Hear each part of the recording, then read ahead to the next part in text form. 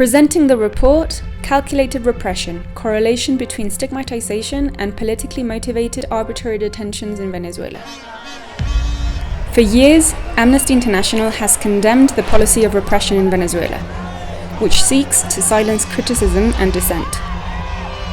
There is a narrative of criminalization in which criticism of the government or any action that is perceived as contrary is rejected, censored, and attacked. This is stigmatization of dissent. In the report Calculated Repression, we see how these attacks, spread by government-connected media, are coordinated with the arbitrary detention of hundreds of people for political reasons.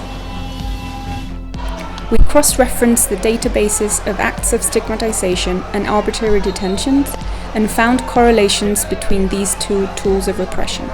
For instance, in 2019, the correlation between the time of stigmatization and when the government arbitrarily detained people reached 29%, increasing to 42% in 2020, and peaking at 77% in the first half of 2021.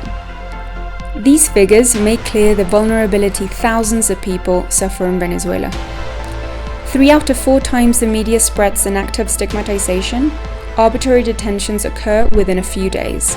People who are detained are prosecuted for crimes such as terrorism and subjected to incommunicado detention, ill treatment, and even torture. For many years, civil society organizations have reported attacks they received through the media. These attacks have gone so far that they pose a threat to all human rights defenders in Venezuela. The calculated relationship between the discriminatory narrative and the human rights violations indicates the existence of a repressive plan that is systematic and widespread, operated by the highest levels of Venezuelan government, who should therefore be investigated for their possible criminal responsibility in these events.